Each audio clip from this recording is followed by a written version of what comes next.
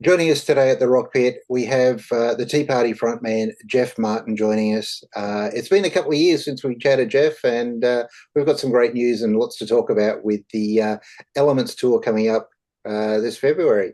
We Welcome to the certainly Rock do. Pit again, and thanks for chatting to us again. My absolute pleasure. It's nice to see you again.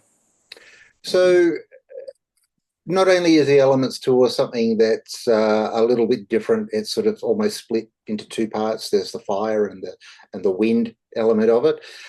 For those that aren't sure of what that means, explain the concept behind the fire and the wind. The winds would be basically, the orchestra side of this tour. Not saying that the orchestra is going to be made up entirely of wind instruments, because actually, in fact, there's probably more stringed instruments than anything else. But it's quite a big endeavor with timpanis and things like that. And it's I guess the best way to describe it with the orchestra is that versus the three standalone rock shows, which would be the fire side of things. In my years as being the producer of the Tea Party, the soundscapes that I've created were quite vast, on record. And pardon the pun, but like to take a page out of Zeppelin. Okay. um, when Jimmy Page would produce Led Zeppelin, there was many guitar tracks, especially on like records like Zeppelin 4 and Houses of the Holy and all that. But when you went to see Zeppelin live, if you were lucky enough to be around the 70s and see them live, it was just four men on stage, no backing tapes, no extra musicians, just pure musicianship, distilling their own music down into what was going to be perceivable for a live show. Now, where the benefit comes in with the Tea Party playing with an orchestra is that all of those peripherals, those overdubs that were created to make those soundscapes. Now, it's not like there's 15 guitar players in the orchestra, but the instruments of the orchestra are mimicking those extra parts that existed in the productions that I made with the Tea Party. So that in itself, it's a very powerful thing to hear, but at the same time, the three of us have to be quite disciplined, because obviously the people in the orchestra, they're sitting in front of a score that has to be adhered to. So hence the reason that, Jeff Burrows, my drummer, is arriving on Friday from Canada, and Stuart arrives a few days later. And we're going to be rehearsing up here on the Sunshine Coast where I live, because, usually the Tea Party, we're not really big on rehearsing, but when you have to perform with an orchestra, you have to know where you're coming in, when you're coming out, the lengths of like verses and choruses and bridges and whatnots and everything. So that's the reason that we'll be rehearsing. But then with the fire side of things, with the three standalone rock shows, well, that's the Tea Party as we know it, just the three of us on stage, no backing tapes, no extra musicians, distilling our own music down, again, something perceivable for like the public live. And so two very contrasting aspects of one band. Absolutely. And the band's no stranger to doing orchestra shows with orchestras. You did it the first time, I think, was it for the 10th anniversary of the band? Um, Yeah, well, I believe that the first time we did that setting would have been, I think, 99 or 2000.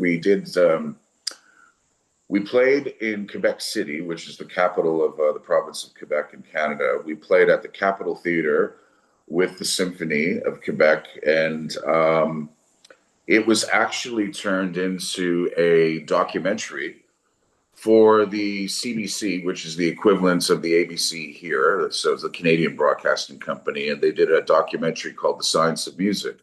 And that was the first time that the Tea Party played with an orchestra. And it's actually a fascinating thing to watch if you can find it on YouTube or something like that.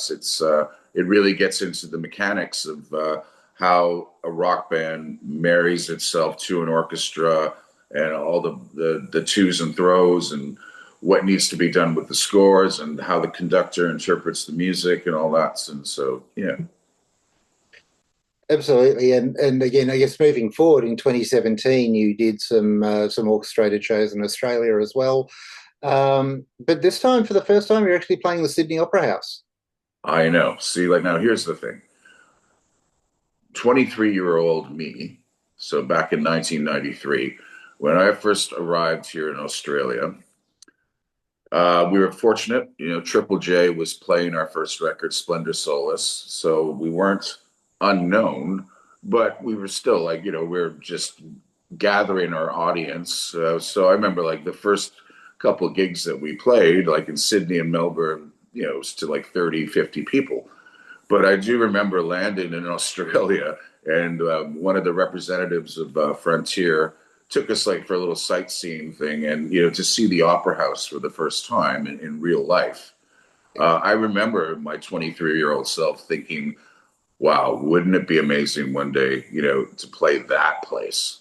Right? And then 35 years later, here we are. Absolutely. I mean, are there many venues and many theatres like that, or places that are still on your bucket list to play? Because I'd imagine you would have ticked quite a few off. Certainly, but probably too many to mention. Like I actually went to see a Sufi performance in the catacombs of Istanbul. So like all the aqueducts, like the old aqueducts, and the acoustics were just amazing.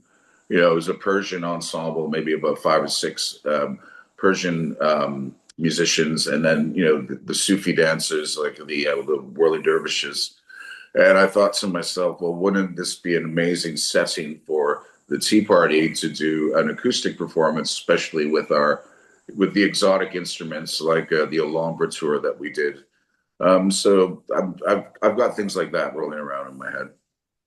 Fantastic. I love the way you think. I love the way that you see and perceive, the way that the music will best, be represented in an environment. So that's incredible. Now, the Melbourne Wind Show is at Hamer Hall, and you've played there before.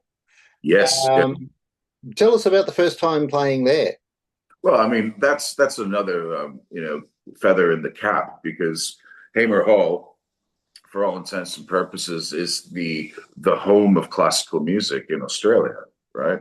And and my wife would attest to this. Like when I'm an early riser these days, so if I wake up at around 6 a.m., the first thing I do is put ABC Classical on, and I only listen to classical music until after lunch, and then it might be if what we've decided to cook for dinner is like a Moroccan tagine, then I'm putting on Moroccan music, or if it's a Turkish dish, I'm putting on Turkish folk music, things like that. So, but classical music, massive part of my life, and it's been proven to help with like cognitive function and all that, and it really appeals to me, and it actually, believe it or not, it helps in my composition, even though the music that I make with the Tea Party or solo can be very dark and very atmospheric, and and also with those elements of Middle Eastern, North African, Indian. But classical music still plays a big part. So for to be able to go back to Hamer Hall, which I said is essentially the home of classical music here in Australia, it's another big thrill for me. So when it comes to scoring the Tea Party's music, I mean, obviously from the first time that you did it, the catalogue has grown. How do you go about picking what makes the set, what doesn't make the set?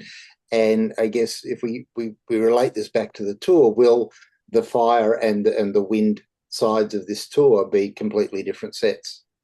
They will definitely, because the orchestra shows, the set lends itself to the more grandiose songs of the Tea Party, like your Walking Wounded, Sister Awake, Requiem, songs like that. That's on record are pretty massive to listen to. those are the songs that are making the cuts for the orchestra shows. Whereas, with the rock shows, songs like The Bazaar or Fire in the Head, or even like Cathartic, things like that. Those are the songs that are going to be making the cut for the rock shows. Yeah, yeah, for sure. And when it comes to picking a conductor to do these shows, what were you looking for in that person? And in this case, it's Sarah Grace Williams. Well, Sarah is an icon, that's for sure. And the fact that, well, first of all, that she agreed to do this is quite an honor for us. And but I was speaking with Stuart this morning. Stuart's in Vancouver right now, and he's been corresponding with Sarah quite a lot, and rightfully so. She's very demanding, and she's definitely keeping us on our toes, which is great, because we love a challenge. So it's quite a thrill to be able to work with her, and I know that her conducting an orchestra, the Tea Party is in quite capable hands. So we're going to be just fine. For sure. And as far as scoring the tracks and adding these layers, is that something that the band has taken on themselves, or? Well, we were when there's a gentleman named Marc Ouellette, who is also a French Canadian Quebecois, and Marc and the band started a relationship in about 1998. And that's when we started working together and scoring the music, because what we also wanted to do was we just didn't want to do it by the numbers. And so that what we did with an orchestra is exactly the same as for instance, the length of a song on a Tea Party record. We didn't want to do it verbatim. So we actually incorporated it into the scores these improvised sections that became sort of classic Tea Party moments in a live setting. So we actually put some of those improvised moments into the scores. So you'll notice that in the show. Fantastic. So, and I guess that's no mean feat itself, being able to throw something that's improvised into something that is so scripted, I guess, in so many ways. It's a beautiful thing and so well thought out. Now, when it comes to the orchestras, we've got Orchestra Victoria in Melbourne and the Metropolitan Orchestra in Sydney. Yes. With you guys. Have you personally checked out either orchestra yourself? Oh, yes, definitely. We auditioned a few, and those were the two for each city that we felt could definitely rise to the occasion. And I guess coming off the last tour that we saw here, which was the Triptych celebration. Those shows were incredible. They were simply breathtaking. I mean, I saw the Palais Theatre show, and it was just completely stunned by it all. As far as the rock shows are concerned, is it that same sort of experience that we can expect again from the band? Yeah, well, the last time the Tea Party toured, the rock show was I think in June of 24, and we did all the capital cities, but it was kind of like a greatest hits kind of tour. Yeah. And what we want to do this time, because we know how diehard our fans are, and they know more about the songs than I do sometimes. And so I want to, the three of us, we want to do some pretty deep cuts that we haven't played in quite some time. And don't ask me, because I'm not going to give them away yet. Because another reason for us to rehearse, because we haven't played some of these songs in quite some time. Yeah. So, but there's going to be some very pleasant surprises for the Tea Party diehards. Excellent. And will these shows be recorded to document? We are in negotiations right now to try to make it happen. It's an expensive endeavor, but these the Opera House. Will it ever happen again? I hope so. Yeah. But if it doesn't, it would be nice to make sure that it was documented. So we shall see.